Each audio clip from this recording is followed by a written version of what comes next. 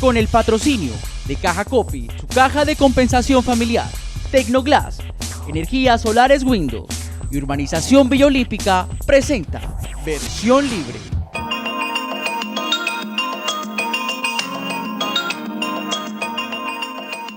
¿Qué tal, amigos? Buenas noches, bienvenidos a Versión Libre.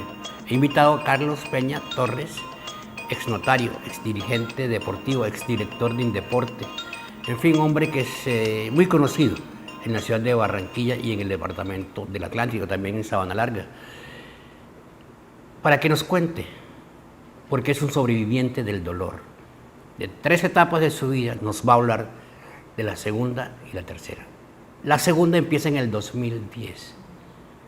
Su hija y sus hijos. Carlos, buenas noches. Buenas noches, José, gracias por la oportunidad de estar acá en tu set en Versión Libre, porque creo que con mi testimonio va a servir para edificar muchas vidas y personas también que de pronto por menos cosas de las que a mí me han pasado no han podido superar ese dolor. Carlos, hay algo interesante. Tiene una hija que es abogada, que vive en Barranquilla. ¿Cómo se llamaba? ¿Qué fue a hacer a Bogotá? ¿Qué fue a hacer a Bogotá? Se llamaba Tulia Margarita Peña Verdugo. Ella era una profesional exitosa aquí en Barranquilla. Fue a Bogotá a una selección de abogados y una transnacional alemana le dio la oportunidad de trabajar allá. Escaló muy rápidamente posiciones hasta llegar a ser la directora del departamento jurídico de esa empresa. Ahí comenzó una vida exitosa. ¿Cuántos años en Bogotá? Ella duró unos 5 años, se fue como a los 30, 31 años y a los 33, 34 ya era la directora del departamento jurídico. ¿Usted estaba orgulloso de ella? Total, fue un padre supremamente orgulloso porque es que ir a Bogotá y triunfar en Bogotá no es fácil. José, mira, allá ese es otro país. La gente habla distinto, come distinto, mira distinto y a nosotros nos tienen, porque somos costeños, un poco estigmatizados. Pero mi hija rompió todos esos esquemas y fue una gran profesional y que la empresa también esa con la cual ella trabaja también fue muy generosa con ella en todas la etapa que ella estuvo al frente de la departamento jurídico de la empresa. Bueno, entonces ella era una abogada exitosa, tenía que viajar a distintos lugares del país. Pues su actividad se lo exigía, además visitaba alguna finca y además también tenía una actividad ganadera. Sí, ella compró una finca allá en La Vega, Cundinamarca, tenía su casa, su carro, y un día estando en la finca justamente, un sereno de esos que son normales en la sabana, se sintió un poco indispuesta, el esposo le dio unas pasticas, se fueron para Bogotá, el día siguiente amaneció mal, la llevaron a una clínica y en esa clínica le dieron una atención como se la dan a todo el mundo que va con su EPS. Siéntese ahí, espere al médico, que está el médico hablando. El médico dijo que le pusiéramos mientras tanto una destroza, tómese estas pasticas y la mandaron para la casa. El día siguiente amaneció peor, pero ella no quería ir a ninguna clínica, razón por la cual yo tuve que insistirle desde Barranquilla que por favor fuera a otra clínica y que ya yo me iba para Bogotá para estar con ella. Fue así como accedió, la enviaron a otra clínica. Pero cuando llega a esa otra clínica, su estado es tan lamentable que ya pasa directamente a cuidados intensivos. ¿De urgencia a cuidados intensivos? Hay cuidados intensivos. Y allá en cuidados intensivos trataron de medio reanimarla porque ya comenzaron a ella a presentar unos paros cardíacos sucesivos. Y después cuando quisieron llevarla a la sala de cirugía para... ¿Ya usted estaba en Bogotá? No había llegado. Eso fue tan rápido. No había llegado. Y entonces, cuando quisieron hacerle la cirugía exploratoria, mi hija murió. El dictamen médico... ¿No alcanzó a llegar usted? No alcancé a llegar. No alcancé a llegar y entonces yo lo que hice fue que le dije al presidente de la compañía que me la trajera. Y ahí mismo la llevaron a la capilla de la Policía Nacional, la embalaron, metieron un avión, me la trajeron. Al día siguiente le hicimos las exequias acá. Eso fue muy rápido. Tan rápido fue que yo decidí que como los compañeros de oficina, los otros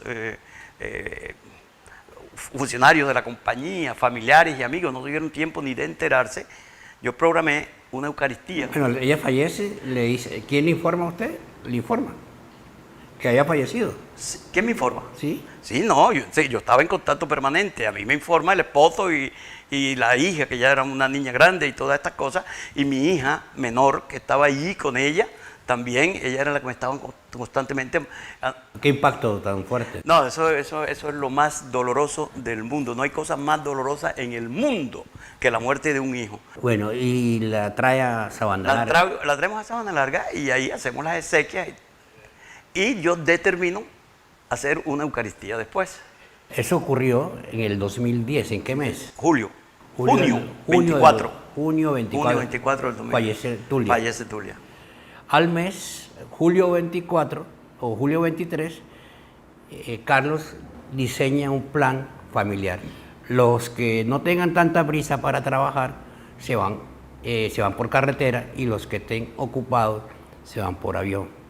Se divide quiénes se van por carretera y quiénes se van por avión. Por carretera se fueron mi hija, otra hija mía, la menor, Adriana Nombre, Isabel Adriana Peña Isabel. Verdugo, estudiante de Derecho. José Carlos Peña Verdugo, estudiante de Derecho, y además de eso era músico, compositor, todas estas cosas, tenía su conjunto. En la parte delantera del vehículo de copiloto iba el esposo de mi hija, Alejandro Lacutir Echeverría. Se había casado hacía 8 meses con mi hija, Jessica, que viajaría conmigo al día siguiente. Muchacho administrador de empresas, ganadero. Y en el volante iba un joven de 23 años, Manuel Tapia, recién graduado de... 2 hijos y 3 yernos. 2 días y 2 yernos. 2 hijos y 2 yernos. Iban en el vehículo a la Eucaristía de mi hija que había muerto hacía 28 días. Iba conduciendo un joven. El joven Tapia, sí. Cogieron una carretera. Cogieron la carretera de los contenedores. Es una carretera, pero muy mala esa carretera. En ese tiempo, me imagino que... Sí, yo creo que los hijos míos ofrendaron la vida en beneficio de mucha gente que se evitó accidentes a raíz de ese que fue tan sonoro, y arreglaron, creo que, la vía. Bueno, usted se queda en Barranquilla, sus hijos ya van rumbo a Bogotá. Unos minutos antes del accidente, ellos lo llaman. ¿Y qué le dicen? Sí, yo me comunico con ellos y le pregunto a Adriana. Ella era muy jocosa. Le digo, Adri, ¿cómo va el paseo? Me dice, uy, papi, qué carretera tan fea. Estoy brinca. Así como voy a llegar sin tetas a Bogotá, me dijo, riéndose. Bueno, pásame a José. José era el repentista, el compositor, y me dice, hey, papi, esta carretera es más difícil que el pueblo por donde vamos pasando. Iban pasando por el difícil Magdalena. Y dije, pásame a Alejandro. Alejandro me dice, Carlos, mañe, no pelo un hueco, no mando gallo. Mañe, el conductor. Sí, entonces le dije, hombre, entonces vamos a hacer una cosa, maneja tú en plano y él en pendiente, porque yo había dicho que él manejara en pendiente y tú en plano. Vamos a gallo, vamos bien, todas estas cosas ya. Y siguieron su viaje. A los 30 minutos me llaman. ¿Quién lo llama? A mí me llamó un señor de Sabana Larga, Daniel Villa. Me llamó y me dice, hey, Carlos, tus hijos tuvieron un accidente. Y yo, ¿cómo te enteraste? Lo que ocurre es que el policía de carreteras miró uno de los celulares, la última llamada que se hizo, y esa llamada se le hicieron a la hija del alcalde. Y como él vive aquí al lado mío, la niña recibe la llamada del policía y me dice que hubo un accidente de los fulanos y tal. Y yo, pero no puede ser, yo acabo de hablar con ellos, ¿por qué no me haces el favor y averíguate bien y tal? Entonces no sospechó nada. Pero cuando eso me dice, yo comienzo con mi celular a comunicarme con ellos y ya no me contestaban. Ya ahí sí comienza mi tragedia y comienzo yo a preocuparme y comienzo yo a imaginarse uno lo peor, porque uno nunca se imagina lo mejor. Y después él me llama como a los 3 minuticos, me volvió a llamar Daniel Villa y me dice, Carlos, efectivamente son tus hijos. No, pues puede ser. ¿Y qué pasó? Ya yo llorando le decía, ¿qué pasó? ¿Dónde están los pelados? ¿Quién salió más herido? ¿Dónde los llevaron? Algunos los dejaron ahí en el hospital, otros qué. Me dijo, no, imagínate, Carlos. No, a ninguno llevaron a ninguna parte. Los 4 murieron en el acto. ¿Te puedes imaginar eso? Los muchachos iban en su vía. Parece ser que no advirtieron un hueco que estaba ahí. El carro le pegó un hueco, salió el carro. El joven lo maniobró, lo ingresó, pero por inercia siguió también la misma ruta que traía. De allá hacia acá venía un tractomula. El señor que venía con la tractomula, no hay en el informe de que él haya medio punteado los frenos ni nada, sino que para mí se dedicó a mirar ahí, a ver mis hijos cómo luchaban contra la muerte, los impactó, los retrocedió 18 metros y mis hijos murieron. Instantáneamente. instantáneamente. Dicen los moradores que solamente se sintió un impacto seco, que nadie lloró, que nadie gimió, que no hubo quejidos, no hubo nada. ¿Cómo sería ese impacto de seco, de fuerte? Ya usted venía de un duelo reciente, un mes apenas. Sí, imagínate. Y los consoladores míos, uno de los consoladores míos, era Alejandro, mi yerno, que me decía todos los días, no llores, Carlos, ¿tú crees que Tulia Margarita le va a gustar que tú estés llorando? Y ese era mi consuelo, y se me va mi consuelo. Terrible, terrible. Y lo más terrible después fue el entierro en un pueblo. 4 ataúdes alineados en una casa, porque no había donde velarlo en Sabana Larga. Ese dolor tan grande. Allá había gente, y cuando sale ese cortejo fúnebre, José, la gente, yo no hallaba qué hacer, pero sí recuerdo que la gente con los codos trataba de abrirse camino, porque quería alcanzar el ataúd al cual quería manifestarle sus mejores sentimientos, sus mejores afectos. Y la gente se revolteaba una tras de otra. Fue una cosa terrible, terrible. El conjunto del hijo vivo en la puerta del cementerio, haciéndole un homenaje también a mi hijo. Y después allá... Terrible. Terrible. Doloroso. Doloroso, muy doloroso. Esa noche de dolor, esa tristeza tan grande, pues decíamos que el dolor, le digo sobreviviente del dolor, porque estamos narrando 3 muertes de 3 hijos en menos de un mes, en 2 circunstancias diferentes. Uno por muerte natural, a la joven abogada fallece de una brucelosis que se determinó luego de una necropsia. Y los otros 2 con que venían en el vehículo con 2 hijos y con su acompañante, 4 en total. 4. Colisionan con una tractomula luego de una maniobra de pronto desafortunada y de pronto motivada por el exceso de velocidad. Desafortunadamente, ese impacto a cualquiera lo vuelve loco. O sea, perdóneme la expresión, quiero decir, lo saca de su realidad, porque no es normal. O sea, si la pérdida de un hijo es tan dolorosa, ahora la pérdida de 3 hijos en menos de un mes, y un yerno, 2 yernos van también en el carro. Pero eso fue en el 2010, recordamos con claridad ese terrible accidente. Hacemos una primera base y cuando regresemos nos va a contar algo que ocurrió en ese sepelio. De lunes a viernes de 6:30 a 7 de la noche, y nuestro compromiso es con la verdad, las noticias de las 6:30. Y yo soy www.lasnoticias.co, nuestro canal aliado. Oiga, me gustó muchísimo el especial del viernes del Día de Barranquilla, y quedó demostrado por quienes nos sintonizan a través del Facebook y redes sociales que el compromiso con la verdad no tiene fronteras. Las noticias no tienen fronteras, desde China, desde Argentina, desde Canadá. Los televidentes de las noticias, la gente que elige el compromiso con la verdad, nos sintoniza de esos países, muy lejanos algunos y otros vecinos. Ya continuamos.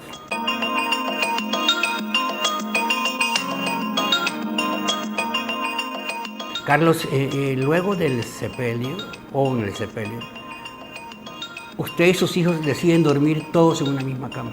Sí, en un mismo cuarto y en una misma cama. Pues queríamos estar todos juntos. Ese sentimiento queríamos entre todos compartirnos el dolor. Y la noche muy inquieta. No, una noche muy inquieta, una noche... de muchas lágrimas. Una noche muy larga. Una noche muy larga y muy significativa también, porque, no sé, sucedieron tantas cosas y tantas cosas que tú piensas, y es como comenzar nuevamente la vida. La vida a ti te cambia en un segundo. Entonces tú comienzas esa noche a lucurar una serie de cosas, y mañana vamos a hacer esto, y mañana, y pasas casi que toda la noche en vela, y duermes o no duermes. Y piensa uno que es un mal sueño, y no es un mal sueño, es una realidad dura, cruel, Pero hubo un evento de un Sí. pajarito. Sí, a mí me llamaba mucho la atención que al día siguiente se posó sobre la ventana, que no era usual, un pajarito a cantar. Pero era un canto intermitente y cantaba y cantaba y cantaba y cantaba. Y nosotros extasiados todos, viendo cantar ese pajarito. Yo en mi interior decía, ¿será que un aviso, alguien, Dios que me quiere mandar un canto de alegría, un bálsamo para el espíritu a través de ese pajarito? Yo recuerdo eso muy bien y siempre pues he tenido esa incógnita, digo, ¿qué significó ese pájaro con ese canto tan hermoso ese día? Bueno, un consuelo, pero usted sale de pelea con Dios. Sí, claro, y bien fuerte, porque si yo comencé a pelear con Dios cuando cuando permitió que se llevara mi primer hijo, y peleé fuertemente con él.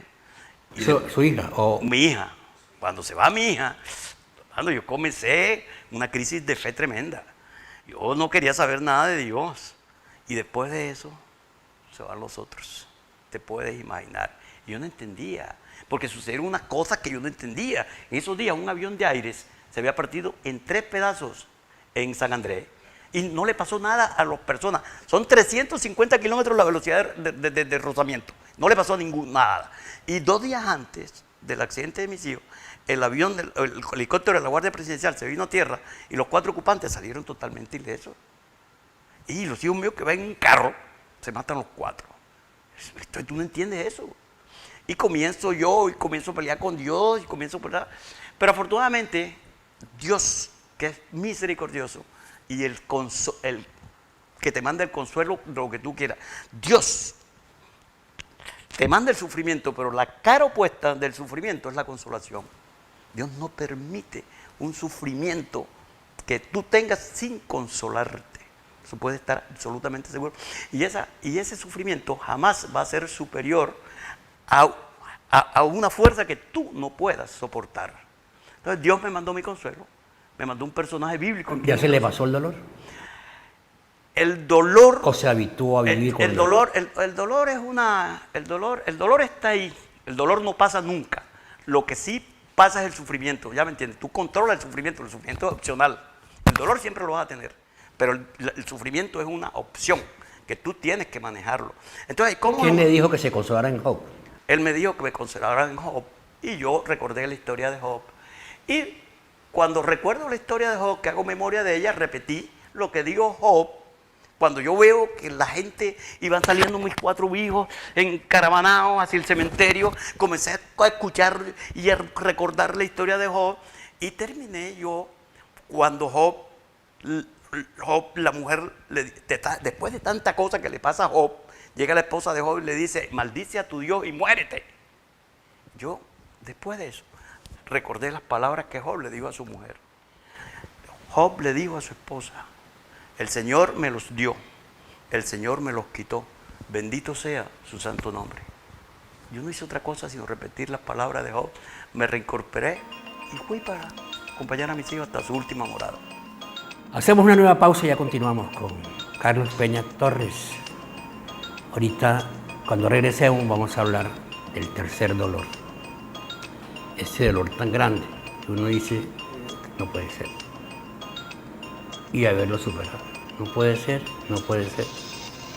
Y es. Encontrarás consuelo en la enfermedad también.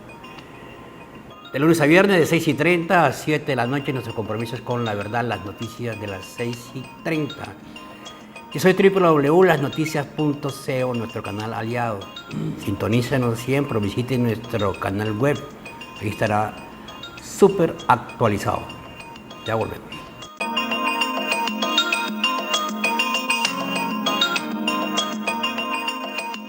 Cuando ya creía que la tormenta había pasado, el sufrimiento había amainado, porque como dice él, quienes pierden un hijo siempre tendrán el dolor, pero esa frase me ha marcado.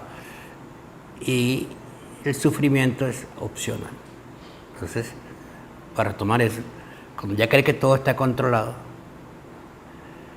le ocurre una serie de situaciones, dolores físicos, y va al médico y ¿qué le diagnostican, doctor? El médico, después de un año de estar yo visitando toda clase de médicos aquí en Barranquilla, en la clínica, yo estaba muy mal, le pedí a mis hijos que me llevaran a una clínica, que yo no podía respirar ni podía caminar. Y allá en la clínica, la médico que estaba en la urgencia ese día, la médico residente, mandó un examen y determinó que yo padecía de un cáncer agresivo de médula ósea. Lo diagnosticó enseguida. Enseguida, apenas le digo, cáncer agresivo de médula ósea. Y los hijos míos le preguntan, ¿y dónde está mi papá? Está en cuidado intensivo, coma inducido y fuera. Ahí duré 28 días luchando contra la muerte. Y eso sí que fue teso. Porque cada día me empeoraba más, cada día más los médicos hacían esfuerzos ingentes por recobrar mi salud. Y nada, hasta un día 18 de abril, que los médicos determinaron que había que quitarme los aparatos que me habían puesto el día que llegué, que era una máquina portátil de diálisis, un equipo de ventilación mecánica, un monitor de ritmos cardíacos y un atril sostenedor con una cantidad de líquido. Entonces ese día me iban lo que llaman comúnmente, vulgarmente, desconectar. Mis hijas, que son creyentes también, le dijeron al médico, mira doctor, no hay ningún problema. Lo que es imposible para los humanos es posible para Dios. Nos preparamos para a las 4 de la tarde. ¿No?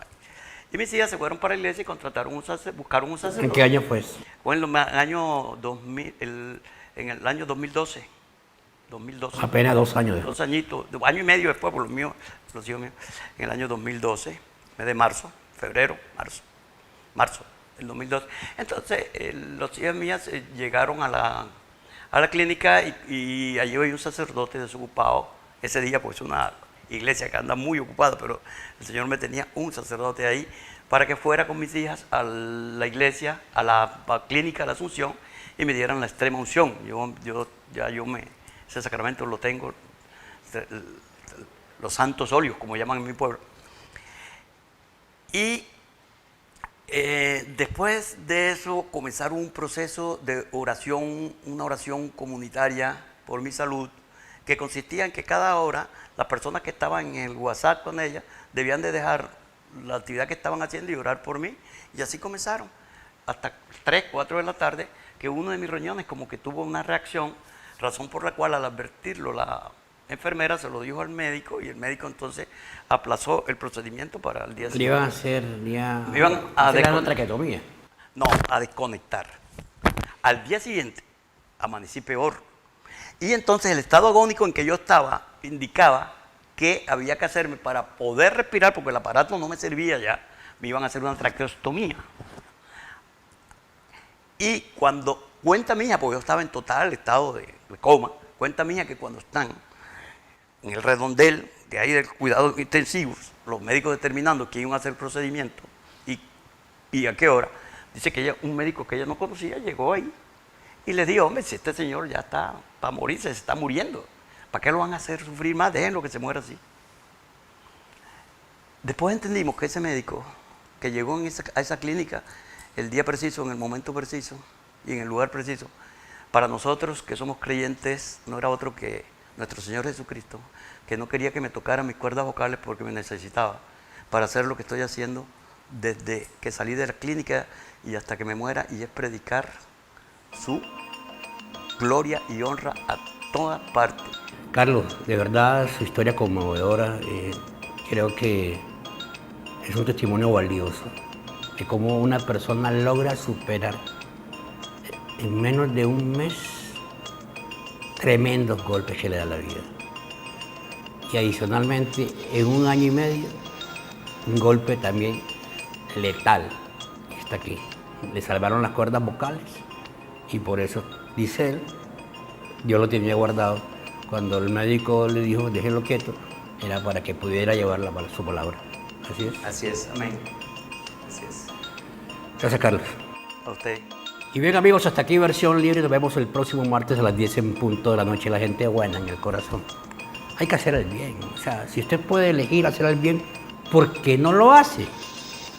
Porque hay gente que tiene la posibilidad de dar la mano y la quita.